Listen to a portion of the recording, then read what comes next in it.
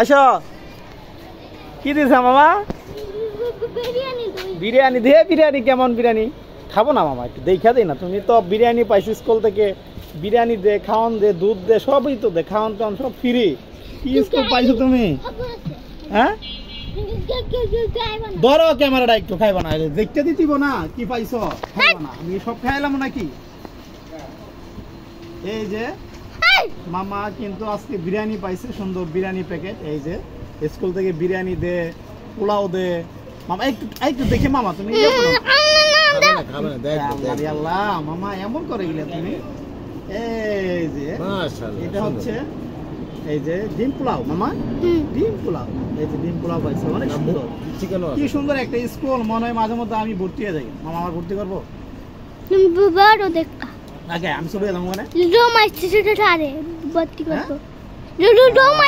ভর্তি দিব বুঝছো তোমাদের স্কুল থেকে যে খাওয়ান দাওয়ান দে লোক সামলাইতে পারি না এই যে তোমার এই যে সালাদও দিছে ঠিক আছে কি উপলক্ষে মামা আরে তাই তো দোয়া করছে নি ওনার জন্য সব তা যাও আসে যাও ভাই কি দেবো দাবা আম্মা দেবা না তুমি খাও আম্মা তুমি খাও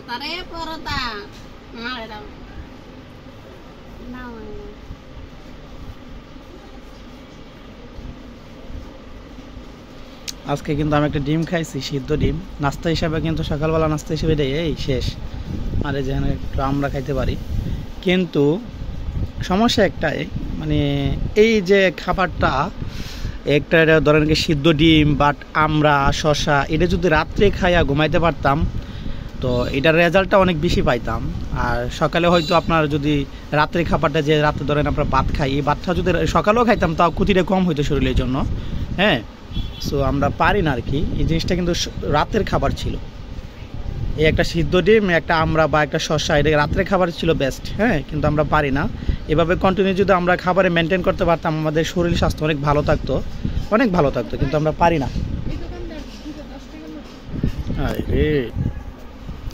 এই ছিল ব্যাপার সো এখন রোমাইসা পরোটা খাওয়া শুরু করে দিছে হ্যাঁ যে সব খাবারের শরীরের জন্য ক্ষতি এইসব খাবারের প্রতি আকৃষ্ট হইতেছে বেশি বেশি যেমন মিষ্টি দই তারপরে চা আইসক্রিম ঠান্ডা কোলা মজু সব মানে এগুলো যেগুলো ক্ষতি করে শরীরের জন্য এগুলোর প্রতি বেশি আকৃষ্ট হইতেছে এখন দিন দিন আর ভাতের প্রতি কোনো নজর নাই ভাত দিলে একদমই মুখে নেয় না মাছ নেয় না ডিম নেয় না কিছু নেয় না মুখের মধ্যে এই হলো অবস্থা সো এখন যাও বাসায় যাও দুপুরবেলা আজকে আমাদের বিবাহবার্ষিকী কিন্তু বলে দিচ্ছে বিবাহবার্ষিকী কিন্তু আমাদের মনেই ছিল না যে বিবাহবার্ষিকী হঠাৎ করে মনে হয়েছে যে আজকে 3 তারিখ বিবাহবার্ষিকী সো কিচ্ছু করার নাই বড় কোনো আয়োজন করতে পারলাম না গরিব মানুষ হ্যাঁ ইনভেস্ট নাই আমো এখন আমরা আল্লাহর কাছে তাও লাখ লাখ শুকরিয়া যেহেতু আল্লাহ আমাদের সুস্থ রাখছে সুস্থ রাখাটাই কিন্তু বড় সম্পদ হ্যাঁ আপনাকে যদি সুস্থ না রাখতো এখানে কিন্তু লাখ লাখ টাকা দিয়ে কিন্তু আপনি ভালো হইতে পারতেন না তার মধ্যেই কিন্তু আল্লাহ আমাকে সুস্থ রাখছে এটাই আল্লাহর কাছে লাখ লাখ শুকরিয়া সো তারপরে আমরা ইনশাল্লাহ হালকা কিছু আজকে বিবাহবার্ষিকী উপলক্ষে আস্ত মোরগ খাওয়ার ট্রাই করব হ্যাঁ আস্ত মোরগ সোনালী মুরগি আনা ট্রাই করতেছি দেখি বাজারে যাই সোনালী মুরগি আইন না দুপুরে লাঞ্চ হিসাবে আজকে সোনালী মুরগি দিয়ে খাবো হ্যাঁ এই আর কি অবস্থা তাহলে ঠিক আছে যাও তুমি বাজারে যাও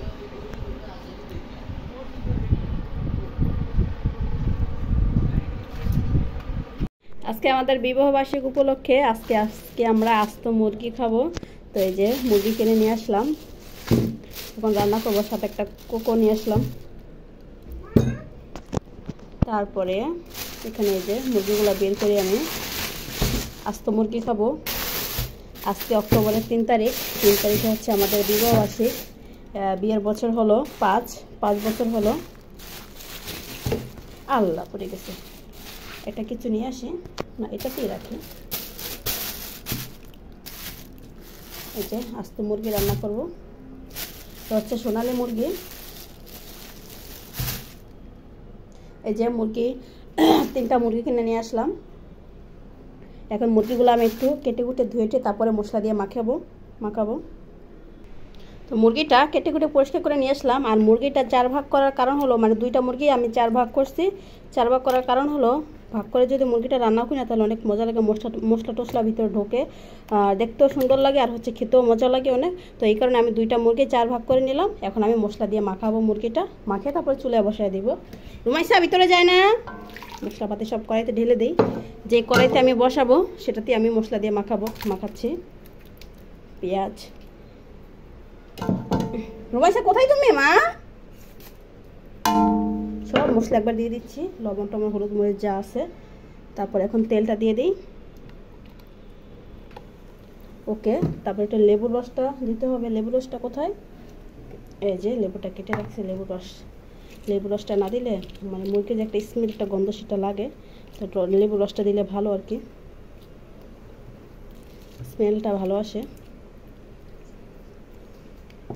রুম্বে, তুমি আমার পিছন পিছন ঘোরো। ওকে, তেলটা সব কিছু দেওয়া শেষ। এখন আমি হাত দিয়ে মাখাই।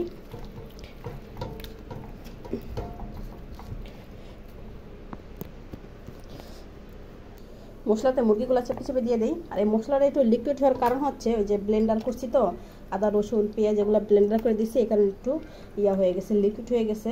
তো কোনো সমস্যা নেই। ওকে, মাংসটা মাখাই এখন, মাখিয়ে তারপরে ঢাকনাটা ডেকে আমি চুলায় বসাই দিব।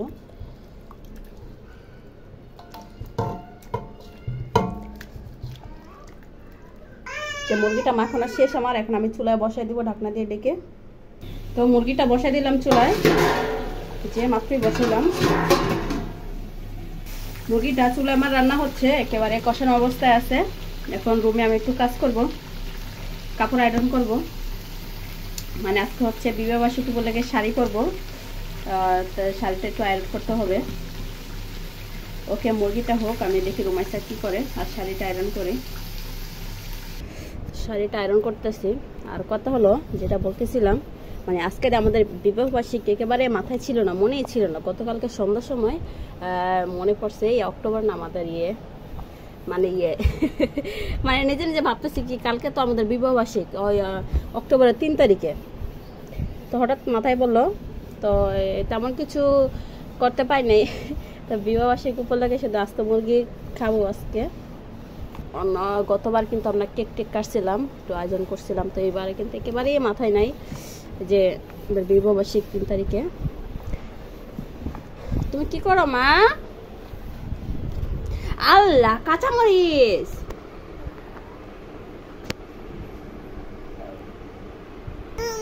কাঁচামরিচ খেয়ে কি করতেছে, এই মরিচটাকে করছে, কামড় দিছে, কামড় দিয়ে এখন করতেছে। ও মা, ঝাল লাগছে?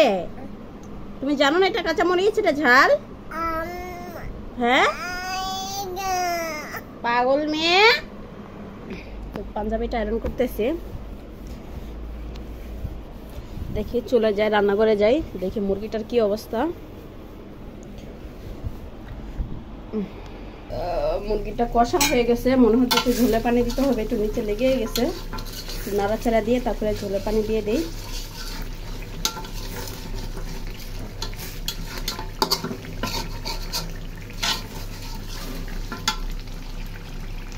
ওকে, কষা কষা ভাব হয়ে গেছে, একটু ঝোলে পানি দিয়ে দিই।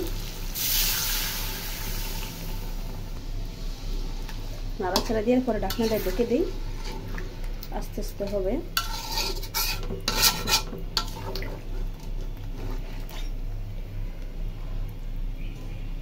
একেবারে ঝোলে পানি দিয়ে দিলাম, আস্তে আস্তে হোক, ঢাকনাটা ডেকে দিই, মাংসটা সিদ্ধ হোক ভালোভাবে। চলো রুমাইসা, আজকের দুপুরের লাঞ্চটা পুরাই উড়াদুরা হবে, যেহেতু বিবাহবার্ষিকী উপলক্ষে খাওয়া। তাহলে চোখ রাখুন খাবারের টেবিলে। কি মা, তুমি খাবা? আমার মাটা গো, শুধু দুষ্টামি করে সারাদিন। দেখা হচ্ছে খাওয়ার টেবিলে, বাই।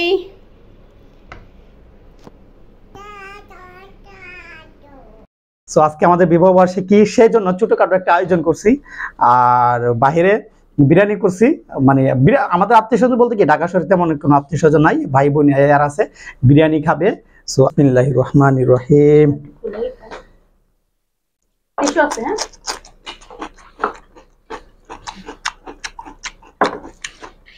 সব খাইতে হবে, হ্যাঁ? এই যে সুরা সুরা, এই যে সুরা জায়গা সুরা ভাত খাইবো দিকে এই যে দরজা লাগাইলা, মানে ভিডিও করলে এই যে মাংস তরকারি দিয়ে গুছি ভাতটা খাইলা, এই যে রান, এই যে রান দেখতে পাচ্ছেন, এটা রান, এই যে এই যে একটা রান, মানে আমাদের বিবাহবার্ষিকী উপলক্ষে এই যে আমরা খাইছি। এরপরে মামার সাথে আসছিল, মামারে বলছি মামা একটা রান দিয়া তুমি খাও, কিন্তু ওই ভিডিও করলে খাবে না। এখন এই বুদ্ধিটা কার কাছ থেকে নিয়েছে আমি জানি না ভিডিও করলে ওরা তো ভয় কিসের। হ্যাঁ, আমার মনে হয় ভিডিও করলে ওর বাইন্দা পিটাইব, কেউ খাইতেছে কি লেগা সমস্যা। কত সুন্দর কত জুসি একটা খাবার, খাবে না। এই যে দরজা আটকে বসে, মামা হ্যাঁ ভিডিও করবো না, মামা এত সুন্দর একটা খাবার খাইতো না, কেমন জানে আসলে কারিয়া পাইছে আমি বুঝি না। এই যে রুমাইসা ভাত খাইতেছে, রুমাইসারে ভিডিও করতেছে, সমস্যাটা কি? আম্মা কি খাও? আমার আম্মাকে সাদা মাটা, তো সাদা ভাত খাইতে পছন্দ করে, একদম সাদা মাটা ভাত। মস্কাই দিলেও খাইবো না, ফসকাই দিলেও খাইবো না, সুদা সাদা ভাত দিয়ে দিতে হবে, একটা একটা দূরে দূরে খাবে। হ্যাঁ, এলো অবস্থা এরকম। এই যে মামা আয় ভিতরা। হ্যাঁ, আমার মামুনি একদম রোমাইসা মামুনি, আম্মাটা আমার। এই যে একটা একটা ভাত এই যে ডাকতেছে, এই যে ডাকতেছে, দেখছস দেখছস ডাকে, মামা ডাক দাও, ডাক দাও, যাও ডাক দাও মামা। মুজাহিদ মামা আয়, ঠান্ডা হলে মজা পাবি না, তাড়াতাড়ি ঠান্ডা হলে মজা পাবি না, তাড়াতাড়ি। মামা এই যে রুমাইসা ডাকতেছে, আম্মা ডাক দাও, ডাক দাও, ডাক দাও ভাইয়া, কয়ে ডাক দাও, বলো ভাইয়া। এই যে এই বিউটি খাবারের জুতাগুলো এখন চিপা চিপা খাইতেছে, তোমারই তো। তো এটাই হইলো আপনার ওই যে আদা মাদা ছাপায় ফেলাই দিছে, এটা তো সোনালি মুরগি, কক মুরগি বলা যা। এটা হাড্ডিটা চিপাইতে ভালো লাগে, এই জন্য হ্যাঁ হাড্ডিটি ভালো। সো আমিও যদি দেশি মুরগি হইতো একদম অরিজিনাল, মানে গ্রামের বাড়িতে যেগুলো আপনার ইয়ে হয়, এই হাওরের জঙ্গলে থেকে বড় হয়, পালিত আর কি, গ্রামে আমরা আম্মা যে মুরগিগুলো ফালতো, ওই সব মুরগি হইলে আমি ওই হাড্ডি একদম চিপা টিপা খাইতাম। তো ওই ঢাকা শহরের মুরগিগুলো আমার চিপা খাইতে ইচ্ছা হয় না, হাড্ডিগুলো। ঠিক আছে মামা, তাড়াতাড়ি আবার ঠান্ডা হয়ে যাবো, আমি ভিডিও অফ করে দিলাম। আয়, সমস্যা বল আমার কাছে। আচ্ছা ক কেন, মানে ভিডিও করলে সমস্যা কি আমার কাছে ক, বয় না বল। ভিডিও ধরে ছাড়তাম না, কারণ ভিডিও করলে ওই যে ভিডিও চালু হয় না, যে অফ হয়ে গেছে। কারণ ভিডিও করলে সমস্যা কি মামা? আরে তোর খাওয়ান তুলতাম না, বয় হ্যাঁ, আমি তো খাওয়ান তুলতাম না, জিগাই কথা ব। এখন তো অন্ধকার লাগে মামা, এই জায়গায় আমি হ্যাঁ যাই, এনে বইছে খাওয়ানোটা তুই খা, বলো নাকি খাইবে আর কইবে। আচ্ছা মামা, ভিডিওর সামনে খাইলে সমস্যা কি তোমার, বলো কি সমস্যা? এমনি শরম করে তোর বেটা, কোনো শরমের কথা বেটা। আমরা ওই যে ভিডিওর সামনে খাই না, আমরা যে সারাদিনই ভিডিওর সামনে খাই, ক্যামেরার সামনে খাই। হ্যাঁ তুই খা, তুই খা, মুরগির রান্না একটা কামড় দে মামা, কি করস কি না। ভিডিও বানাইলে খামো না, আমরা তো ভিডিও বানাই খাই সব খাবার দাবার। হ্যাঁ, মাসে 50,000 টাকা ইনকামও, সমস্যা আছে? একটা ব্লগ খাও মামা, খাও। এটা এটা গালি ইয়ে করে মামা। রান্না ডাক্কা লাইছো কে? রান্না দেখাও। এই তো এটা হইলো ইয়া, মানে ডানার রান, ডাক্কা লাগিলে রান। খাও খাও মামা, খাও জলদি খাও। তুমি কি খাও মা? তুমি দি খাইতেছো ইয়, খাও। রা শরমে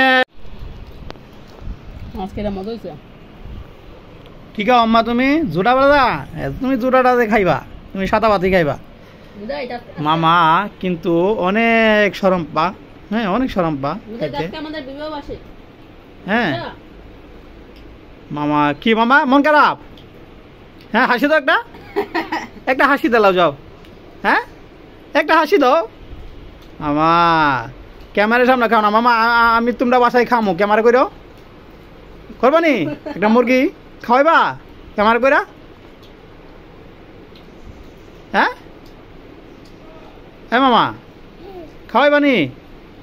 খাওয়াইবা তো? আচ্ছা কবে খাওয়াইবা বলো? জানোই না তুমি কি খাওয়াইবা কো? আচ্ছা ঠিক আছে রাইখা দিলাম, আমরা এখন দোকানে যাব, ঠিক আছে?